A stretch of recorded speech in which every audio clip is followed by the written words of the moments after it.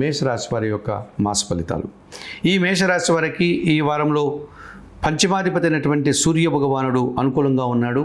స్థాన చలనాలని, నూతన ఉద్యోగాలని అందించేటువంటి వాతావరణం కనిపిస్తుంది. భాగ్య వ్యయాధిపతి అయినటువంటి గురువు ద్వితీయ స్థానంలో సంచారం కొనసాగించడం వల్ల మీ మాటకు విలువ పెరుగుతుంది. సమాజంలో గౌరవ మర్యాదలు అందుకుంటారు. శుక్రుడు ఈ నెలంతా కూడా వ్యయంలో సంచరించడం వల్ల కుటుంబ సౌఖ్యాన్ని, సంతోషకర వాతావరణాన్ని చవిచూస్తారు.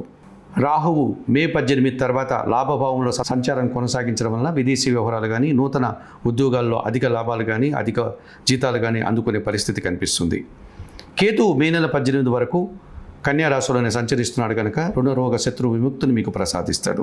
జన్మరాశ్యాధిపతి అయినటువంటి ఈ కుజుడు కాస్త ప్రతికూలంగా సంచరిస్తున్నాడు కాబట్టి కొంత అనవసరమైనటువంటి ఖర్చులు, కుటుంబంలో దుబారా ఖర్చులు కనిపిస్తున్నాయి.